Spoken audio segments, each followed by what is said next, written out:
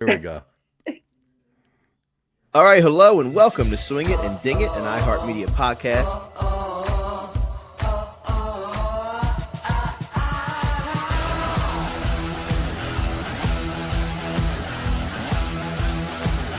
I mean, this is a birdie fest.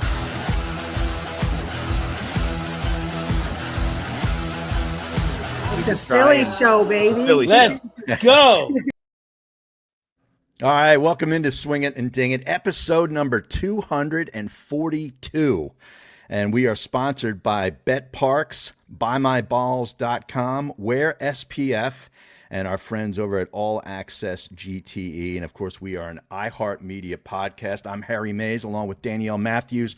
No Moose this week. Now, he is on his annual trip to Lake George with Greenie and the family. So they're up there for a couple of days of rest and relaxation. Hopefully he's getting in a couple of rounds of golf too, but he'll be back with us next week. But we got a really special guest today. I've been so fired up since I met this guy and watched him play golf just a few weeks ago at my club, the 1912 Club. They held the APGA Jefferson Classic. Now I got the hat on here, APGA Tour.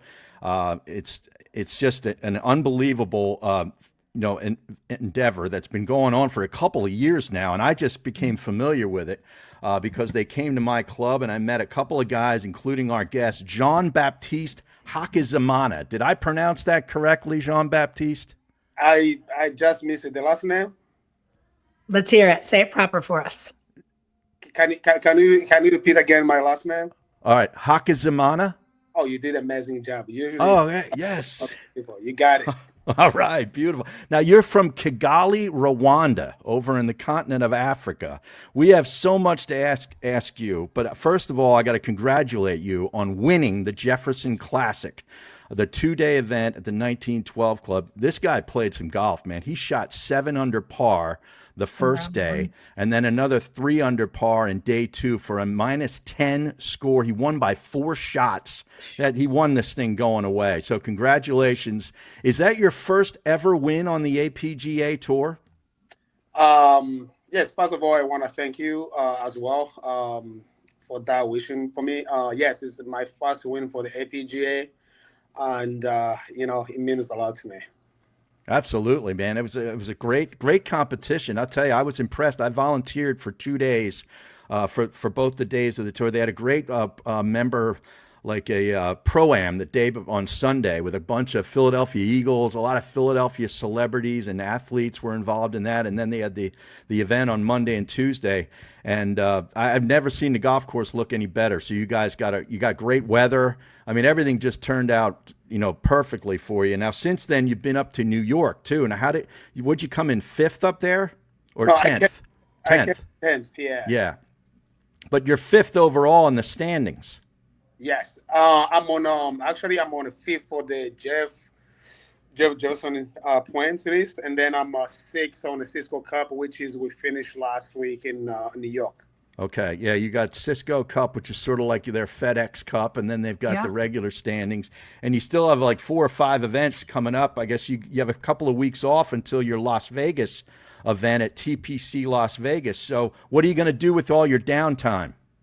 Actually, I have a lot of tournaments in between. Right now, I'm in Oklahoma. I'm gonna play Oklahoma Open starting tomorrow is the practice round, and then the tournament's 3 days. So, and then after that, I'm heading back home. I'm going to play some minor leagues in between as well. And then I have a lot to work with my trainer and my coaches and also my psychologist. So it's pretty much, it feels like it's Blake, but it's not Blake. I still have some work to do. Yeah, absolutely. Well, if Moose were on here, he always likes to talk about the golfer's journey and just kind of your introduction to golf, how you got started, everything else. Harry mentioned that you're from Rwanda. Incredibly inspiring journey through golf, but set it up for us. Talk us about your journey with golf, where you started, how you got started, and what brought you to today. When I get that question, it's bring emotion. It's pretty much the emotion came out as well. So I started playing golf when I was 5 years old, but The reason why I play golf was, you guys, the history about Rwanda, about the genocide, 1994. It was, we had a bad time. Mm-hmm. So, but we have like a little house by next to the golf course. So, anyway, after that, 1995, I was sitting on the fence looking at people playing golf, and I started getting a branch hitting the stone. And that's how I was like try to because all the time I go home I ask my mom, where's my dad, where's my brothers, because I was too young I couldn't figure out what happened, right? So and anyway, so she's like, yeah, they're gonna come back, what about it? It's about the more I was just days passed, it was like getting tougher and tougher. So that's when I was sneaking like on the fence looking at people playing golf, and after that I sneak inside the golf course, try to research the golf ball, setting them, still using the brand. So age for the caddies. So you used a So stick from a tree and a stone as a golf ball to start. yeah, yes. That's Wow, unbelievable. Oh that's my God. incredible. At the age So of 5. yeah, so and then Yeah. after that I sneak in the golf course, of course, starts researching the golf balls in the it was like a big pond in there, and the bushes, whatever I found, I will hit them, and others I'm gonna sell them. Oh, Try to make a dollar. Right, yeah, right. yeah. So you'd find golf balls and sell them. Yes, Yeah, of that was course. like, I think I was like age 7 that time as well, Yeah, and then I started cutting for the caddies. Started caddying. Yeah. yeah. Yeah, I was cutting for the caddies. Around like age 8. No, it's no, it was no AJJ there. It was like you gotta figure it out by your own. You gotta caddy. There's that time I was no caddy. I was like the boy from nowhere, right? But I can sneak out on Mondays because the caddies who are actually official caddies that play on Mondays. Mm-hmm. Got So, it. I was cutting for them, and then when I do like fourth caddy, I start using their clubs because they have like real clubs. So I was Right. like, they're just hitting balls. And but before that, there's this guy who's my mentor, who's like my dad, who's like my brother. His name is Robert Byaruhanga. So he knows me when I was 5 years old. At that time, when I was still on the fence, you see, I was have much more passion about golf. And he's like, "Yeah, I'm gonna start teaching golf." So became so close. He was so young too. He was like, I think he was about maybe 18 years old that time. Wow. And he started taking care of me. He started even paying for my school fees, stuff like that. Hmm. And he teach me how to play golf. And then after that, I became number one junior in the country, and I found myself became a professional golfer. Wow. That's Now, incredible. What a story from, like Harry said, a stick with rocks and just, working on that hand-eye coordination, sneaking over the fence. What a journey. And then just coming off winning by 4 shots, yeah. at the 1912 Club for the APGA. Like, that's what an incredible story. Thanks for sharing that with us. Thank you so much for having me. Now, when did you come to America? I came to US about I would say like the end of 2012. 2012. Okay. And And are you in Tequesta, Florida? No. Actually, I went to so the funny part, the guy who teach me how to play golf, Robert, he came here 2 or 3. So he came for college. He was such a great golfer. He was like amazing golfer. So he get a scholarship. He came here for golf scholarship. Actually, you know where he was playing? Here in Oklahoma. Oh, really? Oh, So yeah, that's why he's the one who signed me up for this tournament. I was not even ready for this tournament. He's like, Okay. you gotta go. It's such a great city. You're gonna enjoy the golf course is great, and it's good place. You gotta go. Just keep practicing. awesome. So anyway, so I came. I came and I went to visit. It was only one guy I know. So I went to Atlanta. He lived in Atlanta, and I stayed there with him for a while. Okay. But right now you play at Turtle Creek, don't you, down in Florida? You were Yeah. telling me, and that's where Danielle plays golf. Yes, that's the place where the Danielle plays golf. So so far I'm on the waiting list to become a member. So which is like, but they still allow me to be to go there and play. Right. So hopefully gonna work out, and that's what I'm looking forward to it. So you That's live down here in the Jupiter area? Yes, I live. Actually, I live in. I had you in Jupiter, right? Yes.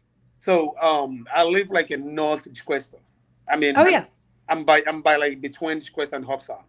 Yeah, yeah. exactly. I know exactly where I used to live on County Line Road right there. So I know right by Oh, Jupiter Hills. Yeah. Yep. wow, that's Yeah, nice. we got to hook Brandon up with Jean Baptiste play a couple rounds of golf when he gets back to Absolutely. Florida. For Well, sure. Yeah. Yeah, We'll definitely get Brandon out. was a winner on the Corn Ferry Tour. Okay. Yeah, yeah, and played on the PGA Tour too, and it actually still does. So Oh, that's great. yeah, I can ask him some questions. that was, Absolutely. It'll be a good round. You guys can get out and have some fun. Yeah. But yeah. Well, talk to us. Obviously, that win on the APGA. Talk about that impact for minority golfers, the opportunity for advancement, what it kind of set you up, what you got from this win, and what that opportunity is. We have to go. I gotta take that one a little bit way back. So I'm gonna answer in two ways. Okay. So the first of all, how I had APGA. That's the first one I'm gonna start with it. So I heard about APGA through a friend of mine, and that time I was living in Long Island. I was a caddy, Medstone, and that time I was like, I was playing golf, but I don't want, it was so hard for me to compete. It was so tough, and he told me about APGA.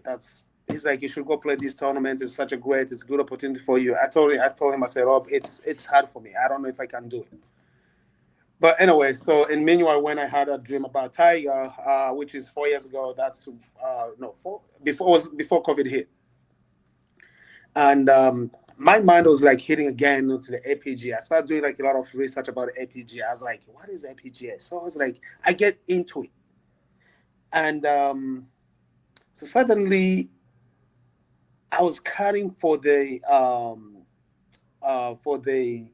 CEO of Cisco, Chuck Robbins. Mm-hmm. I didn't know he was a main sponsor for the. I didn't know Cisco that time was main sponsor for the APGA. okay. So I just shot like that time. I shot like 63 Medstone was like course record.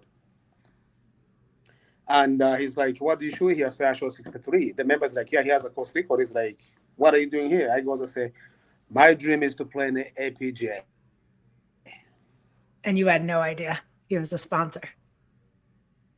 Wait a second. So shot a 63. He shot the 63 course record at Maidstone, and he was a caddy, and he's caddying for the CEO of Cisco, which is a sponsor of the APGA Tour. This was all talk meant about to be. Things lining up, right? No Wow. And That's we'll get incredible. him back here. I guess we lost his connection, but out in Oklahoma. But I knew this would be a terrific story.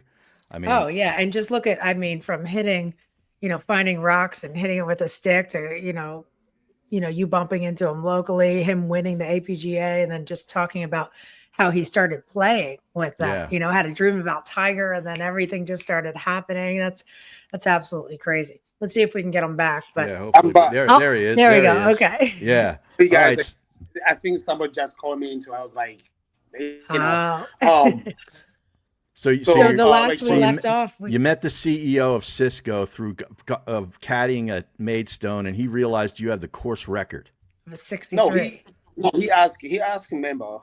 He's like who's a good player here is like the guy who's in the back is like, oh okay. He asked me, is like, what do you shoot here? I said, I just shot 63. At that time it was a caddy tournament too. It was not like so you caddied for him at first. Yeah, it was. Yeah, that's how I was counting. So, he's like, "What are you doing here?" I say, "My main goal is to. My dream is to go to play in the APGA too. On the APGA." I see his face; it was coming like so bright, and he was like, "What?" He's like, "Let me see what I can do for you." So when we finished with, we changed the contact stuff like that, and then he ended up calling. He talked to Kent Bentley, who's the chairman of APGA. So I remember my first event was in St. Louis, which is we're about to head there like in a month. So I went there. with the high confidence, and I thought I was like, I'm gonna win the tournament. I was like, pumped, and I thought I was way better than everybody out there. And the thing I found out there was different. The So I talent. played with, They're all yeah. good. Oh, everybody was good, and I played with this Yeah. guy, Brad Adinamonas, who was Adamonis, yeah, Brad Yeah, Adamonis, Adamonis. yeah. Yeah. Yep. yeah. So I played with him, and Humbled quick. Yeah. oh yeah, He's a so it great was the player. first round. So I give him some little challenges the first 9 holes, and on the back I fell apart. I remember I shot 200 no, I shot even the first round. And he's like, hey, we need to talk. He's like, what do we have to talk? He's like, you have some game. I look at him and said, dude, you just shoot like 5 under, I shot even par. Why do you tell me I have a game? Just stay away from me. So he goes like, do you know who I am? I said, I don't know who you are. He's like, you have to listen. So I was like, okay. He's like, my name is Brad Namanas. I play PGA Tour event, this and this, this and this. I was like, okay. And then I found out he's a good friend of mine, our mutual friend, which is the guy who told me about the APGA. So we get that connection. So he gave me some great powerful as well, like, to push it. Mm-hmm. So anyway, the next tournament was in Philly. I didn't do well. I think I shot like 75, 80. I was like up and down. And then the third one was in Texas. I shot 87, 87, 66. Oh. But when I was flying back home, I dreamed 87 on the plane, and I was sitting with the old man who's like about 6, maybe like 7 years old, and he goes, "It's like, what do you mean 87?" I goes, "Oh, I'm so sorry, sir. So it's just I just finished playing golf, and I show 87. It's just I cannot get it out of my head. I don't know if I'm good enough." I would start questioning myself, and so I went back, and I went back to Cuddy. I was cutting as well at that time. I was going back and forth. And now the season is over, so I have to apply for the full membership for the APGA. Right. So I applied for the full membership for the APGA, and great witches I do think about the APGA. They did an amazing job. They say, you have a talent. We're gonna try to do the best as we can for you, and see what we can do. So they found a coach for me, which is Pat Anderson. In Sawgrass, so I go see Pat Anderson. But also, before that, also I was working with a guy, Jason Jeffery, who's teaching Pro Maidstone, who helped me out as well. Maidstone on Long Island again, right? Yes. Yeah. Yeah. So, and then that year I did great. I finished like in top 20, and they didn't give up. They keep supporting me. So the last year again, they keep supporting me and do the best as they can. They gave me they get me a trainer. Somebody must be calling him. Be calling him again. Yeah, I have a question for him once he comes back on. I want to know if that that man that he caddied for, what did he say? It was the president of Cisco or just an employee, like CEO? I think he was a bigwig. Yeah, who was the guy at Cisco that you played with that said, "Let me see what I can do"? I need to know if you've talked to him since your win at the 1912 Club. No, he have been my biggest support even now. We have. What was that phone call like? Calling him, telling him you won. So that's part of that. I still have some stories. I think that one I'm gonna come back to.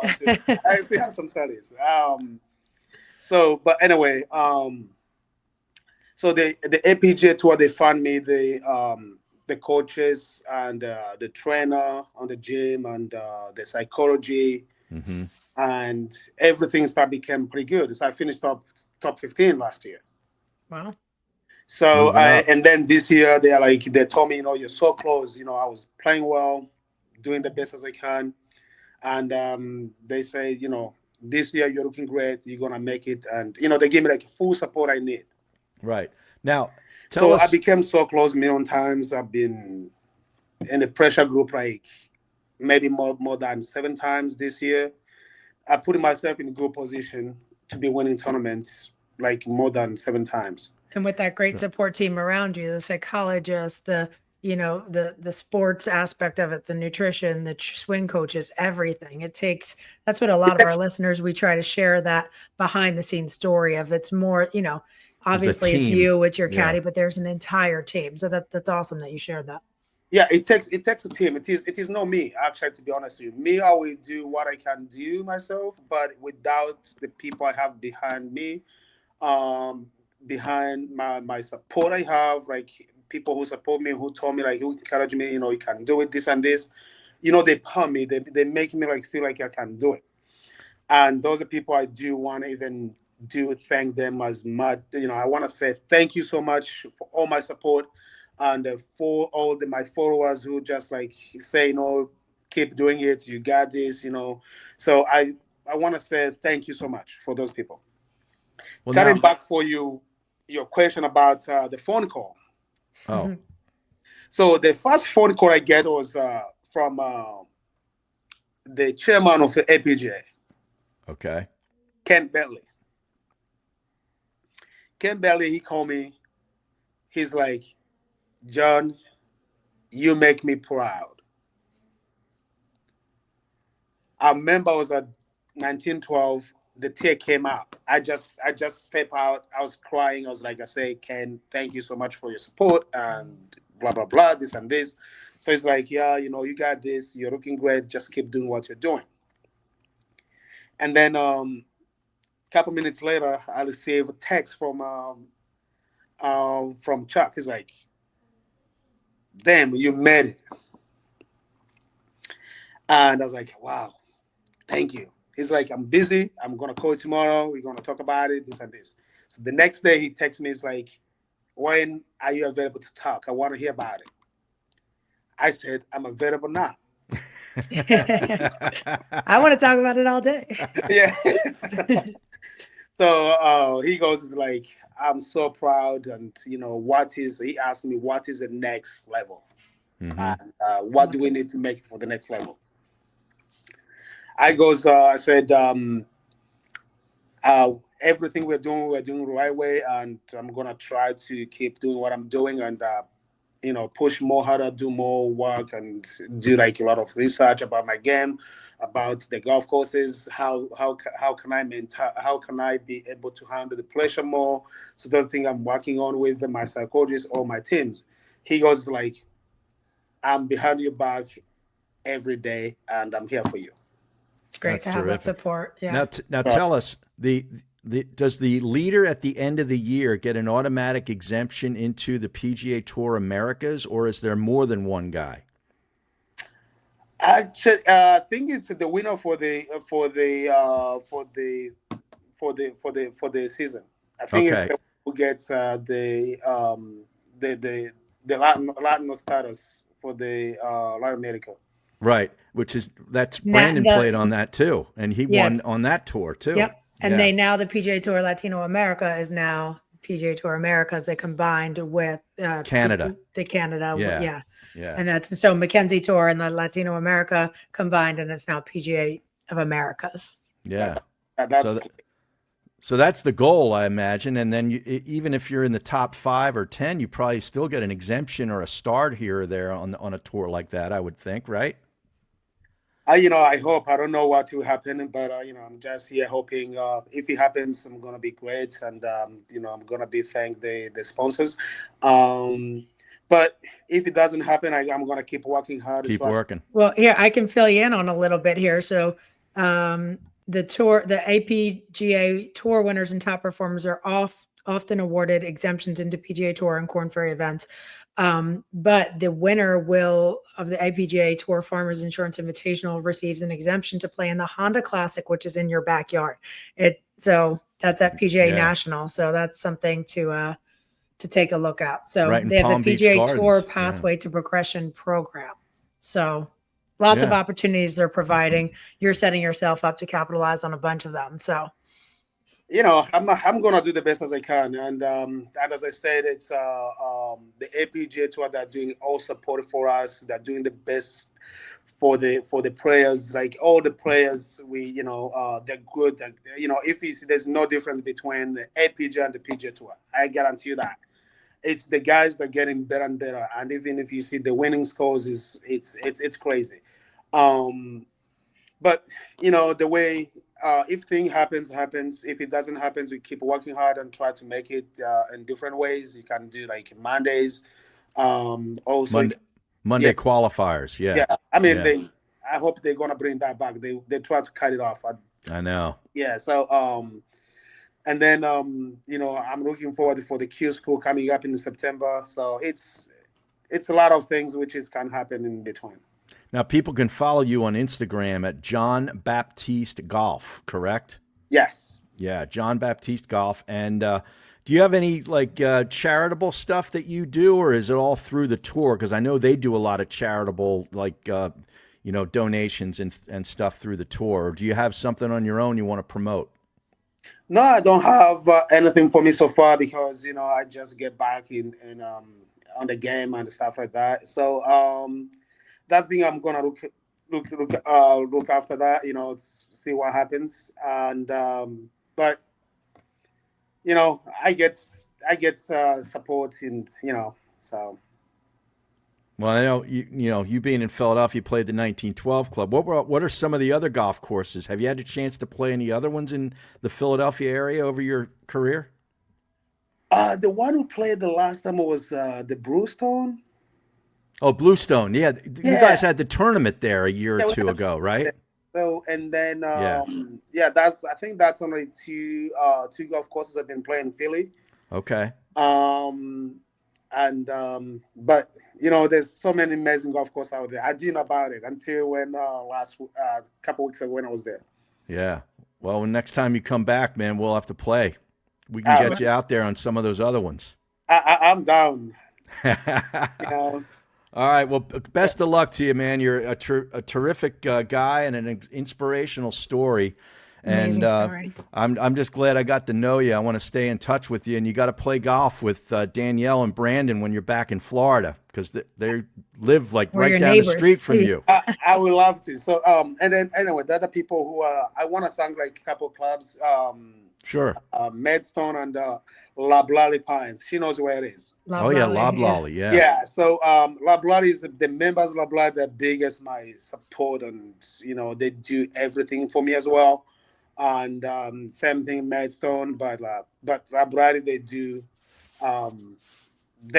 It's pretty much they take me as family. They will just do whatever it need to be done for me to move for the next level. So it's such an amazing club, and the members, they're so great, and I want to thank them so much as well. Awesome. Well, I'm sure they appreciate it, man. Thanks so much for jumping on, and we'll stay in touch. One more thing. Yeah. I want to thank 1912. Okay. For the sponsorship. Actually, you didn't know about it. I don't know if you heard about it. No. Let's hear it. So after winning a tournament, 1912, they offer me sponsorship. So the next time you're gonna see me, that's why I say I have a 1912 in my hat. So the next time you're gonna see me with 1912, I'm gonna be wearing their shirt, their logos on my chest. Awesome, man. I didn't know that. Official ambassador of 1912 Club, always taking a piece of Philly with you to every tournament you go to. We love that. Support from the Philly community, from us, from everybody. That's incredible. Congrats on that. Thank you so much. I do want to thank them for their support. Absolutely. Thank you very much, John Baptiste. We'll stay in touch, man. Great talking with you, and best of luck the rest of the year. Thank you so much. Hey, I will see you down in Jupiter. I'll see you soon. Go. All right. There he is, Jean Baptiste Hakizimana from the APGA Tour. You can check them out at apga.org.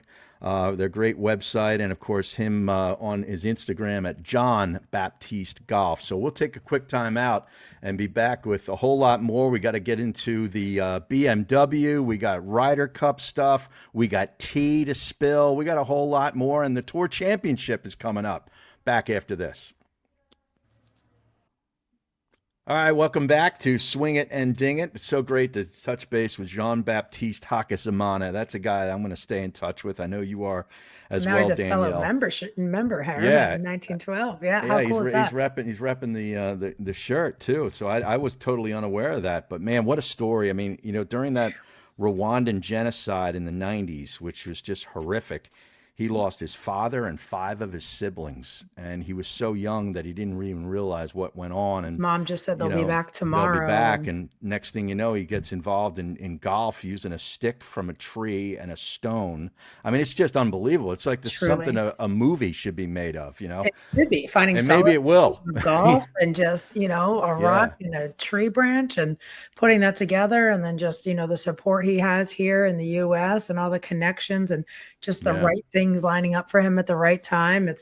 What a great guy. Easy to root for. That's cool. Awesome Absolutely. And story. speaking Great of, guest. things lining up at the right time, Scottie Scheffler just keeps Too on many right going things lining at the up at the right BMW. time. My goodness. I mean, this is unbelievable.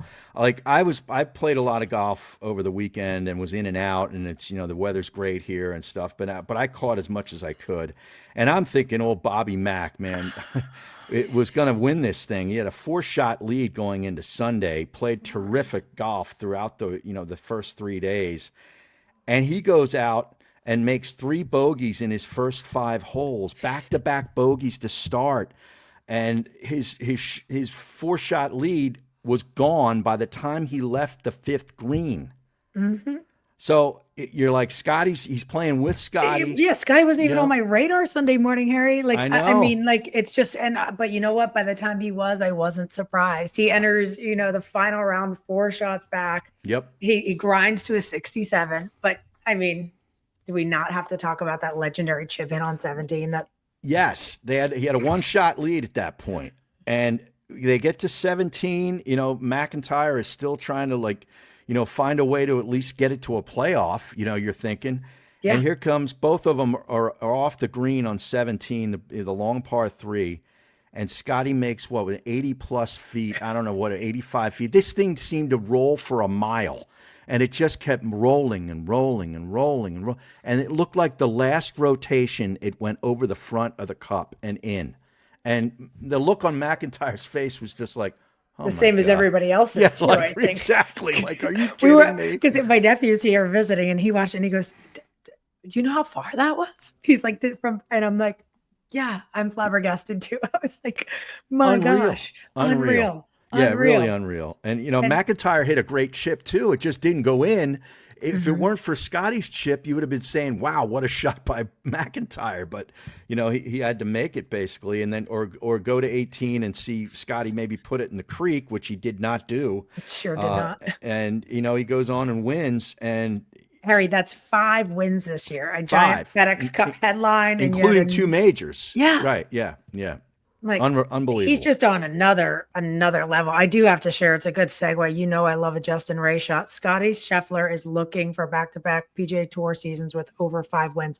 One player has done this over the past 40 years on tour. One guess. Take a wild guess. Tiger Woods. Wow! Give Yeah. Harry a prize. Cue the confetti. Yeah. Tiger Woods, 1999 to 2000, 2000 Yeah. to 1, 1 to 2, 2 to 3, not 3 to 4, but 5 to 6, and 6 to 7. Like that's what? Yeah, That's it wild. really is. Yeah. I mean, each time he Wild. keeps knocking these things down, you start comparing things, You have to, and those it's rarefied Tigers. air, and it always comes up with Tiger Woods. So How can you? we're seeing it play out now. Will it last as long? I don't know. Probably not. I mean, but But maybe. it's Who silly. It knows? feels like it's been Yeah, lasting for 6 years. I mean, it hasn't been, but if you look at it, and then, I like I said, know. the surprise, starting. But wait, I do have to ask this: was this just me, or was there no sound on the broadcast?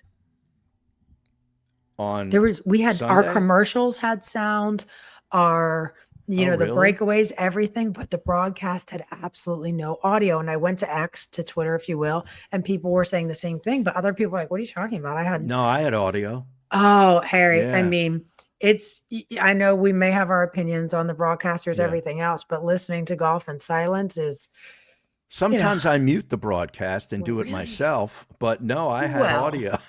That's great practice. I sure No, was no, no. not practicing myself, but That's when CBS does the broadcast. I usually mute it and do yeah, it you never do myself. that when my guy Brad's on the No, mic. I love NBC. In fact, I was going to give them props for the way they're.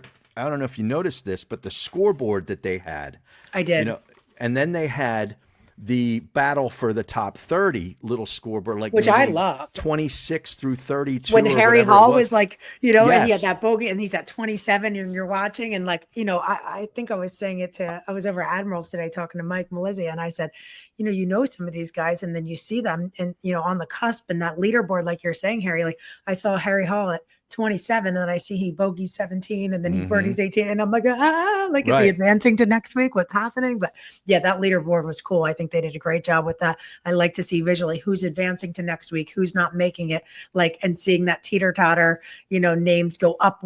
You're going 27, you're 28, Yeah. and it's like, what's going on? And Like, they'd flash like, to those guys, like saying, so and so made a bogey here, or whatever, and and then he makes a birdie, and it took points away from somebody else. Like they were Yep. explaining it as it was going on. I thought thought that was really they did a cool. great job with that. To be honest with you, Yeah, it was So fun. that It was- pulled you in too. And like I said, Yeah. like seeing like, wow, okay, he's just gonna miss by that shot or that putt just cost him like advancing to next week. yeah. But did you see? I don't know if you saw Ben Griffin, who we love on this show, Oh yeah. was +6 after the Okay. first 3 holes on That was Sunday. my main tee right there. Yeah. Oh, it That is. was- Oh, I don't want to step on your tee. Go ahead. Oh, we can go into it. Let's start the tee right now. Oh, we want to start it Let's right now. do it. Let's just do it. Sunday at the BMW. These are, the tee is all trending topics in golf, Harry. We like to go through and talk about this, but sometimes they just come out naturally because it's what we're all seeing. Sunday at the BMW, Ben Griffin had, like, I guess you were saying, a nightmare start, 6 over after 3 holes. Turns out he accidentally overdosed on creatine right before the round. The comment just made me love the internet even more than I already do, saying all types of silly things. But he said he was shaking. He 4-putted the first. He had a fight to calm down and refocus. You could tell he's worked a lot on his mental strength because he, talking through and he knew it was going to come up like, this happened, whatever. Maybe something relatable is thinking you grab decaf and then you're realizing it's a triple espresso. Your body's wired. You're just like trying to survive what's going on. And then all of a sudden he talks himself down after that rocky start, birdied 7 of his final 12, rallied to finish T12. So just, maybe a little reminder that even the pros need a reset. Yeah. So, starting out like that, telling himself, calm down, being able to rally also kind of brings up Ben's career as we know it and where it's kind of gone to. If we look back 4 years ago, Ben Griffin quit golf. He got a mortgage job. And now look at him. He came back stronger. He won the Zurich. He 2-time PGA Tour winner this year. He's not just winning. He's in Ryder Cup contention, discussions. It's just true comeback vibes and even overdosing on creatine. He still comes back, rallies like that, finishes T12. His name is, becoming more and more of a household name. I think it's pretty cool that it's part of the discussion and seeing that, he did quit golf and try to sell some mortgages. And now look what happens. Well, I've had plenty of 7-6-4 starts at my golf course, so I can commiserate with Ben Griffin on those first 3 holes. And credit to him, for finishing 3 under for the tournament. Finished 1 under for that day, making all -7 after that. So that's terrific. And I've had the shakes at the start of a golf tournament or a round of golf, but it's not because of creatine. It's usually because of dehydration or maybe too much of this or not enough of that. But it's never been because of creatine. But I can identify with the shakes. So. And he was funny just explaining it like how it was. He's like, I got like a rock at the bottom, just put it in, like was drinking it and whatever. So it was funny. But Harry, I've had a rock of things at the bottom too, and it was something else. It wasn't creatine, but good for him. Now you sound like the rest of the internet. Okay. Exactly. All right, I am the internet. Yeah. Harry's the one commenting on my post from like, H12497 at whatever, just a fake burner account. Yeah, right. He's that keyboard gangster at home. I thought this was kind of funny. So JT, they were asking him like some of the funniest things that like ever happened to him or whatever. And he said that he was talking to Tiger and Tiger acted like his phone cut out. And then he called him back 2 minutes later wearing the green jacket. So he played that joke on him at East Lake, and JT kind of quotes it as one of his best memories of, of Tiger doing that. And he said he couldn't exactly remember what year it was. He said maybe like 2020, but he said him and Tiger are talking, and when they were at East Lake, he hung up, called back, and it was just, look what I got on. Yeah. So thought that was pretty funny. Yeah. And then we already kind of talked about the, what else did we talk about here? Hold on, let me rework my notes. Yeah. PGA Tour released their 2026 schedule, which includes 9 signature events. So that always brings up, and I always like talking about the discussion of the signature events. Has your thought process on that changed at all? Do you still like that? What do you feel? Let's talk about that a little bit. I mean, I think those include the 4 majors, those 9 tournaments? I think that is correct. It's like 5 plus the 4 majors. Yep. I don't know. I don't like what all the money has done. It kind of screws up the one and done pools, to be honest with you, because certain tournaments have way too much value. As far as the money is concerned, they're worth more or as much as major championships. To me, that's screwed up. But whatever. But in real life, they're worth a ton. For these guys. Oh yeah. Not more than the championships, but so I could see that. But I just think from a talent perspective and seeing what we're seeing, if these type of signature events were in play, Ben Griffin, we wouldn't be seeing him right now. He wouldn't be in this situation if this is how it was his rookie year. Right. But I don't like the no cut events, to be honest with you. No. Yeah. You're just safe going into that. Like, I like that no cut event if I'm one of the players playing that is in that top 50 and playing in those.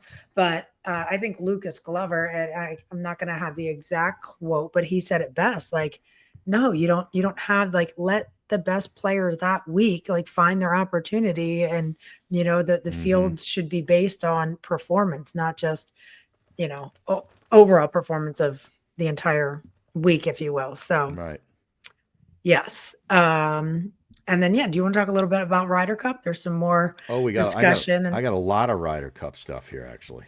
Yeah, let's talk about it. Because there's some really great stats with the, obviously the 6 are locked in, and then the rest of Team USA is up to Keegs. There's still talk about him. Everyone was saying, like, if he would have won this past week, then he would have to be, a playing captain, if you will. And I know I really liked our discussion last week, because even Moose and you brought up some really great points. And, I highlighted some things with the extra media, Rory's take, everything else on whether we think he should play or not. Well, he's number 11 now in the standings. Okay. So he's kind of dropping down there. I thought that Maverick McNeely locked up a position. He's not a captain's pick, but I think he's going to be picked, and I think he should be picked based on how well he did this week. Was it you or Moose last week that said no Mav? I was no Mav until what he did at the BMW. You got Scheffler, Spawn, Schauffele, Henley, Bryson, and English. Harris English are the locks. Okay, they're in. And Spawn's been playing great. Schauffele stinks right now. He can't putt. He's an absolute disaster on the greens. He's got to be able to figure that out in the next month. And I guess he's going to play out in the Napa Valley event, I think. I think a lot of these guys are going to try to play to stay somewhat fresh so they don't have basically a month off. But he needs a lot of work. Henley's really good. Bryson, we know Bryson. And Harris English, too, should be fine. Then it's JT, Colin Morikawa, Ben Griffin, who I think is a lock. McNeely, I think now is a lock. I don't think Keegan plays. I'm with you, Harry. Right now, it'd be really hard if I'm putting myself in his position and I'm Keegan and you're Ben. How am I going to say that I'm more deserving of this spot than you? Yeah. When I'm not as hot as you right now. I mean, unless he finishes in the top 5 at the Tour Championship, I don't think he can put himself in the team, because Cam Young has a win recently. Okay, can play that golf course really well. Burns has played well recently, and Scottie Scheffler wants Burns to be on the team, because it's not about an all-star team. It's not about the top 12 best players. It's about a team and how they can play together. So Sam Burns rallying here these last couple of weeks, I think, is going to make him a pick for Scottie Scheffler. Yeah, he has 11 top 25s, 5 top 10s, Yeah. 0 wins, but 22 in world rankings. And he bombs it, and he's a great putter. And he has 1-2-0 Ryder Cup record. Yeah. I think he's in. I really do. I'd love to see, Ben Griffin. I think, strokes gained total 1.123, 2 wins, 9 top 10s, 14 top 25s. I mean, and just seeing like that little clip, I talked about it last week on social when he was like walking into, like the recovery trailer, if you will, or warm up trailer. And he's seen Keegan walking out. And he's like, "What's up, Captain?" He kind of like looked at like the camera, like, "You see who that is?" And I'd bump Morikawa before I bumped Ben Griffin right now. Okay? I'm in that same boat with you. Okay, I don't know what has happened to him. Maybe he'll change caddies for a 6th time before the Ryder Cup. I don't know, but it's not going to make changing him caddies. putt Let's any talk better. about that too. Like I said, Scottie different caddy too, right? Well, yeah, but now Ted's going to be back for the Tour Championship. I understand. Yeah, let's come back and collect another paycheck real quick. But that's what I said. Scottie should have pulled the ultimate flex and just pulled somebody, a local caddy at the course or somebody, and just been like, "Yeah, I can win with Bennett on the bag." Yeah, right. Bennett, his son, right? But he likes that guy. That guy's caddied for him before when Ted Scott had to leave for the graduation a couple or at the PGA He's got last year. His backup's got a backup. Yeah, exactly. So that'll be back to normal this week. But yeah, if you look at this Ryder Cup team, like, I don't know, Novak, no way he makes it. He's playing poorly again. He played great in the beginning of the year. Cantlay is a question mark to me. Maybe, I don't know, but I just don't think Keegan plays. Brian Harman. It's crazy that Cantlay is world ranked number 23 right now, because I feel like he's been just so quiet. Hasn't really done anything. Doing nothing. Nothing at all. Nothing. Yeah.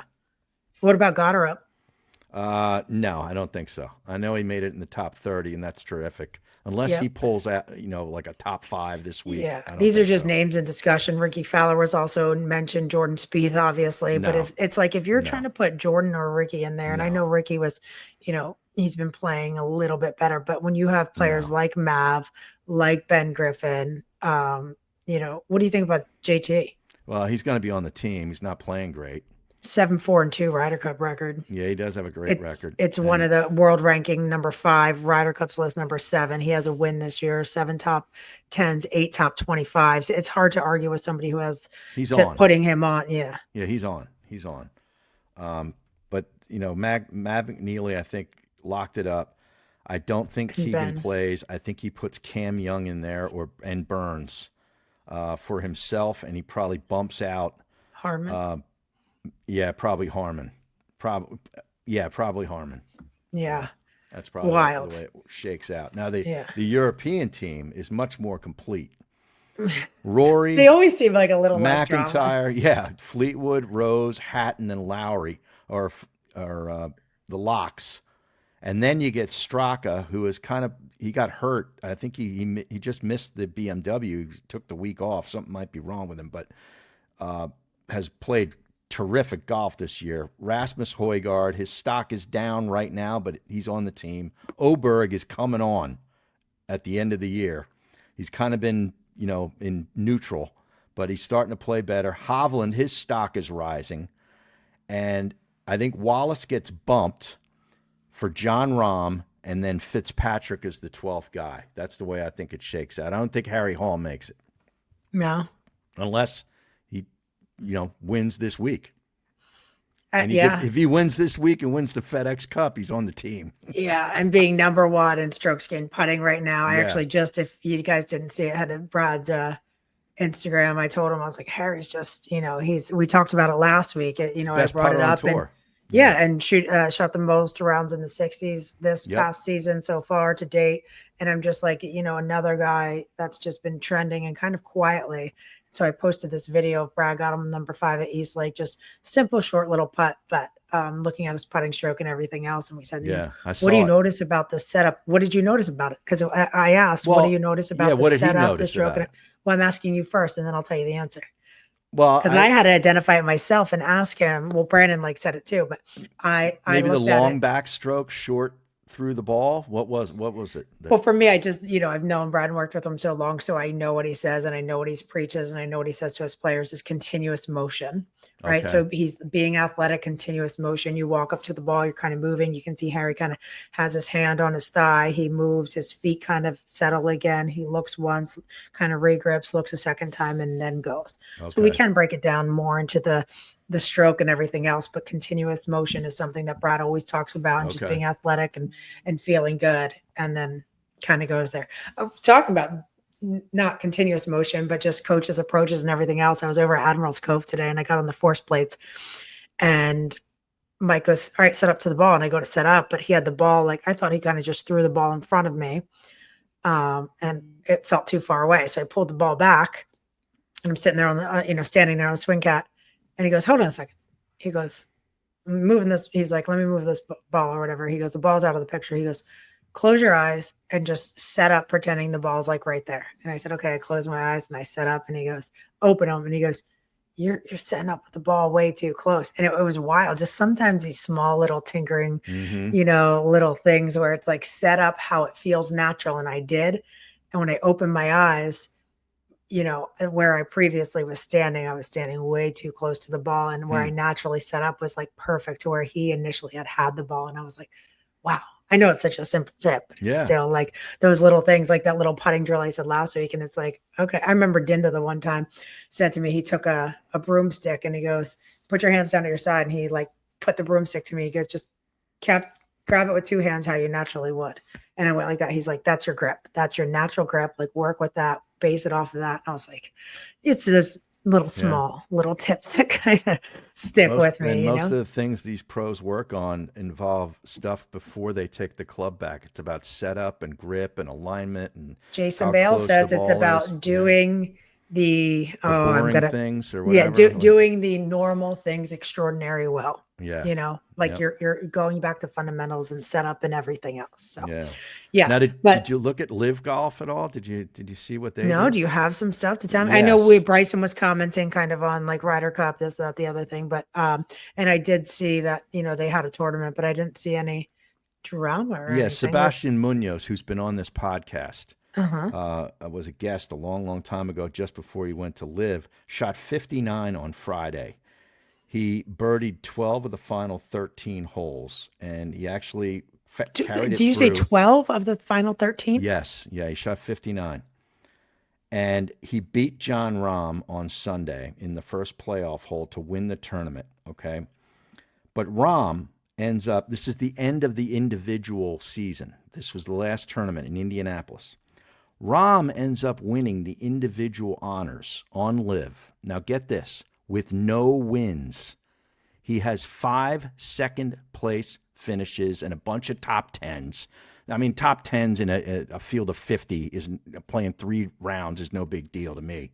Yeah. But he didn't win once. He had 4 runner-ups.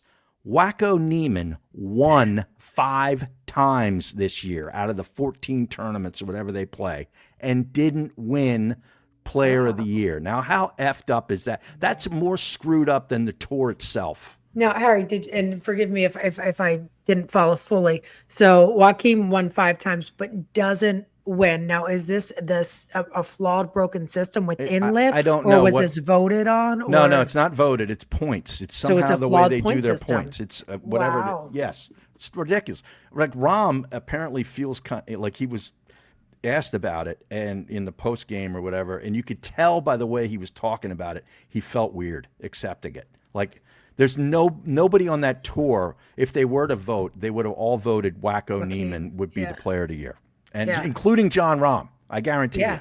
Oh, it's so stupid. Yeah. But anyway, that happened. They have their team championship now in Michigan this week, and then the Live Tour for this year is done. But I just had to get that in there. That was just so nuts.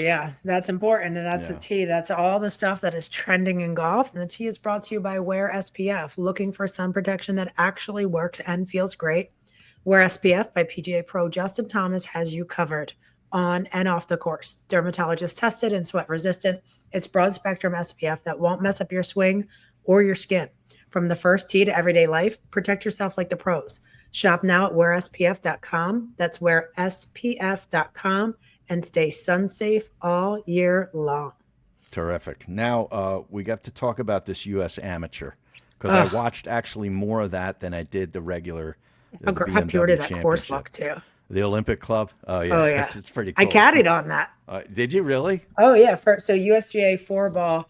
It was their first year. Brandon and Pat Ross had medaled, and at where was it? I don't even know where the qualifying was. Like I'm losing it right now. But anyway, we went out there, and I looped for one of the rounds, but.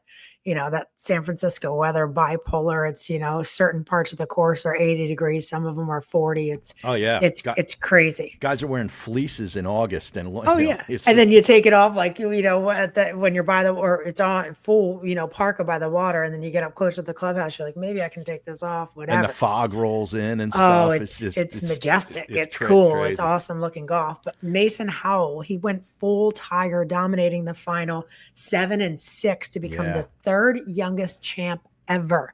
He's locked into the 2026 Masters, the US Open, and the Open too. Right. You heard Harrington and Donegan in the mix.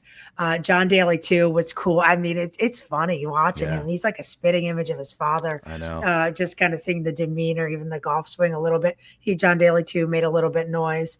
Like I said, that course, the Olympic Club course, just reminding us like why this event matters, and just kind of, let's get into it. Let's break a couple things down. Yeah, Mason Howell, you said he's an 18-year-old committed to the University of Georgia, going up against Harrington, who plays for Tennessee. So it was an 19-year-old SEC. standout. It was an SEC battle. final. How about that? And you mentioned the third youngest, but Miles Russell too was a guy that I watched in the first couple of rounds. I think he made it through into the round of 16. Yeah, he's 16 years old. He just committed to Florida State. He's just a joy to watch. He's going to be a phenom. Oh yeah, bar none. But you mentioned John Daly the second. This Niall Shields Donegan cat, the Scottish dude from Mill Valley, California, which is just across the Golden Gate Bridge. Okay, that local crowd support. The crowd support was ridiculous. They had practically the entire golf club that he plays out of was on the golf course, drinking and yelling. It was awesome. Insane. Like it kept me hooked and interested and everything else. Because at first I'm like, wait, what's with this guy and why him? And then I was like, oh, okay, he's like from Mill Valley, like blah blah blah. Started figuring it out, but it was like, they even cut to the side, and then he was like thriving off. He's like, this is just awesome. Like everyone's here. Like it was cool. It literally felt like like some type of football or basketball, like Final Four. Like it was like inject that in my veins every week. That was cool. That was fun to really watch. Cool. But you mentioned U.S. Open, and the Masters for the winner. Yeah. Jackson Harrington finishing second gets into the U.S. Open and also the Masters as well if he stays at 19 as an years amateur. old. Yeah. So really pretty good cool stuff. And now, did you have a burger dog when you were out there? That's their signature it food. is. I know, and a lot of people were grabbing them, and we've talked about that a few times on the pod. They look terrific. Like that signature stuff. But I don't eat beef or pork, so I didn't have the burger dog. I know. I'm going to hear How am I even talking to you? Well, you know what? I do have to be fully transparent because I know I say I don't eat beef or pork, but I did just have a couple bites of steak for dinner. I think like since my daughter's been born, my mom's like, you're feeding her steak and you don't eat it, whatever. Like, I don't think I'll ever eat like pork again. I just think yuck. But it comes from, I had really bad food poisoning from a burger with bacon on it. So that's why I put all of those out. And then I went full on vegan, all that dumb stuff. Well, I'm not going to offend anybody. Justin Thomas went full on vegan. He hasn't won since. Yeah. Well, after I went vegan, I was like, okay, now I can't live on carbs. And I started introducing stuff back. Then I was pescatarian. Then I was chicken. And now I've introduced steak back. What is pescatarian? Fish only. Oh, okay. I like fish. Yeah. But then you get, high risk of mercury poisoning. You can't do anything right, Harry. You know, it's like everything in moderation, and hopefully you'll live till you're 95. I don't know. Or maybe you want to live till you're 80. It depends. Yeah, 80 depends how these next couple of years go out, But yeah, I agree. All right, so we got the Tour Championship coming up. We got to get to that. And there's $40 million in the purse. That's it? That doesn't include the bonuses. There's all kinds of bonuses for the regular season, $100 million bonus distribution for the regular season and the playoff bonuses. And then you get the $40 million total purse for the 30 players at the Tour Championship. The money is absolutely It's insane. silly. It's It really silly. is. The winner gets $10 million as just for the tournament. Second place gets $5 million. Third place, 3.7, 3.2, 2.75 Where's through my fifth. exemption into this? The final player, DFL, number 30, And- $355,000 to finish last. How incredible is that? How many of those ugly watches that Rory bought with his first paycheck could you buy? I know. Well, I saw him Finishing today. GFL. I saw him today in a press conference. He didn't have the big Omega or Rolex on. He had a Whoop. He was wearing the Whoop. He's also, band. yeah, that's part Yeah. of his partnership. I think he's actually partial owner. Don't quote me on that. Oh, but he I is. think so. Major Yeah. investor. Yeah. Yeah. But you know what? I love the Whoop. I actually, when I was in my most fit, I know the Aura Ring's kind of a thing now. I could possibly entertain that, but the Whoop is just so great. Shows you how terrible drinking is for you and your body, your sleep, your recovery. But I don't then want also, that then. I don't want the Whoop. it also though, like it was so good for me because I'd get a workout in and I think I like worked hard and it's like, yeah, your strain's only at like an 8. And I'm like, wait, what? And then it's like, all right, well then maybe I have enough energy to quick go do another walk or a mini workout or whatever. I mean, that's just more my personality, but I think the Whoop's pretty cool. Well, I just got all those numbers from our buddy Ryan Ballingy at Golf Newsnet. He had a big article on it. It's the largest payout ever on tour for this year's Tour Championship. So yeah, we'll have to post those numbers on social because if you run those numbers back, what'd you say, $30 million purse? $40 million just 40. for the tournament. Just for the winner tournament. gets 10 mil and 30 DFL players. gets 350. Yeah, 355 or something. Yeah, it's insane. Wow, that's a lot of cashish. Yeah. Now we got to take a look at the course, of course, East Lake Golf Club, brought to you by our friends over at Buy My Balls. You got to stop paying for premium golf balls. You're going to lose them anyway. You know it, whether it's in the water or hitting them OB or just, hitting them too much. After every now and then, you just got to get new balls. Get them at Buy My Balls. Go to buymyballs.com. That's balls with a Z. East Lake, classic spot in Atlanta. They've been playing this tournament here since the early 2000s. I want to say 2004. It's been the permanent home.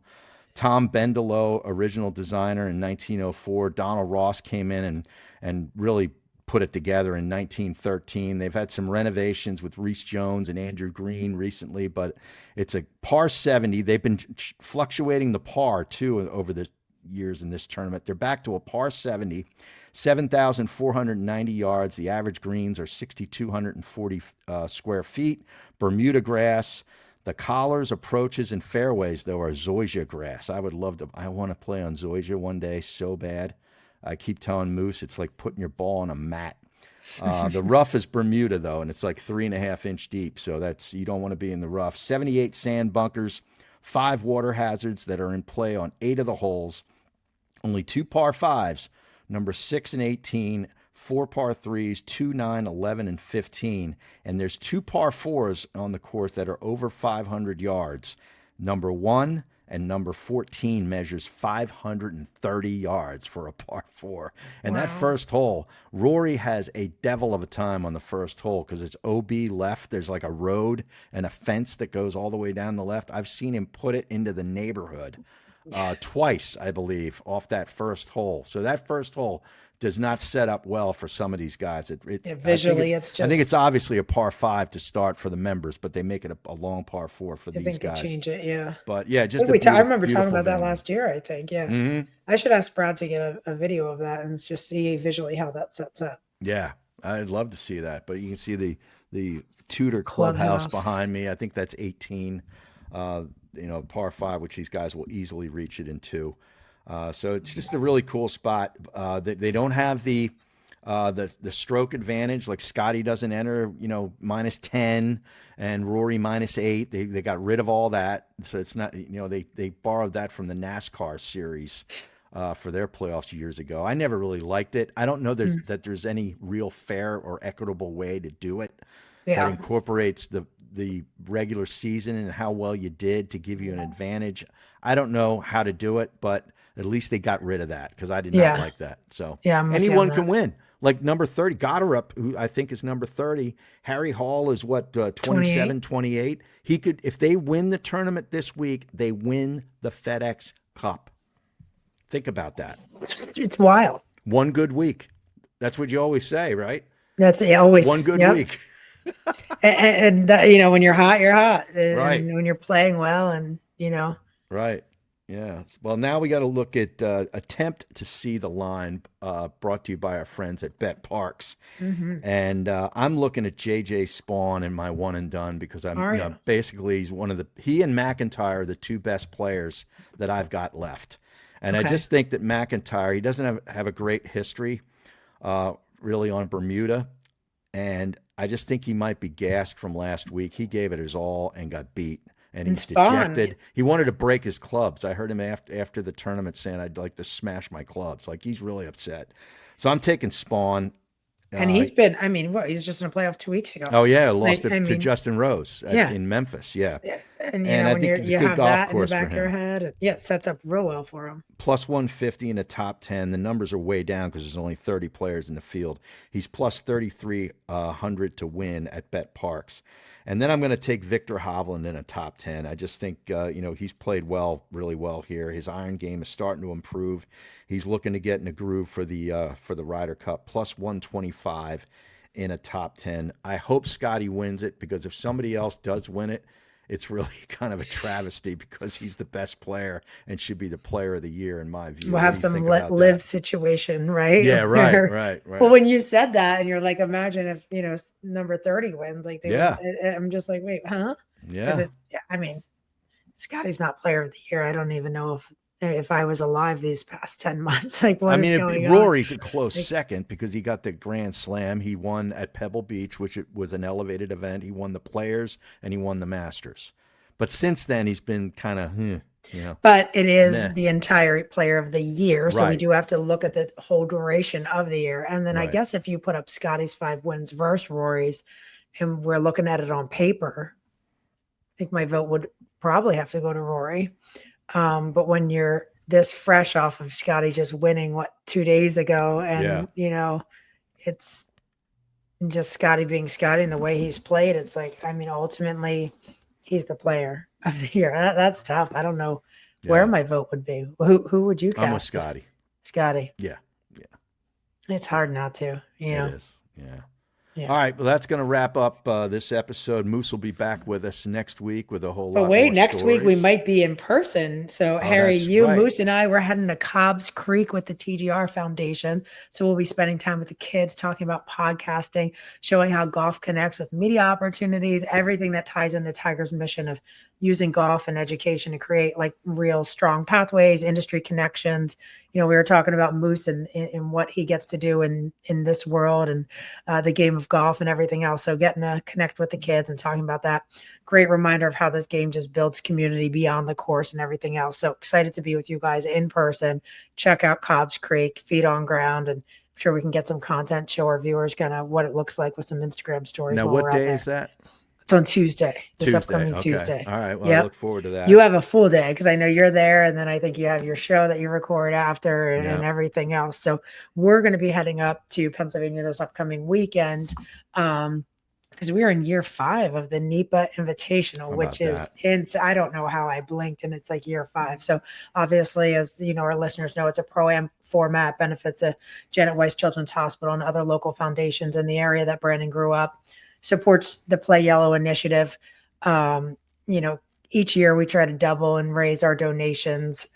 It's just been an incredible success so far. Last year we introduced the gala, which was involving the community in ways that they could still support if they weren't playing golf. So weekend schedule looks like the Harmony for Hope, which is a dueling pianos event. It's Friday night. Tickets still available for that. That's September 5th, Friday night, I believe, right? That is correct. Yeah, yes. And that's Friday night. Can't miss event. If you guys are in the area or want to take a drive up there, get some tickets. There's still a few remaining.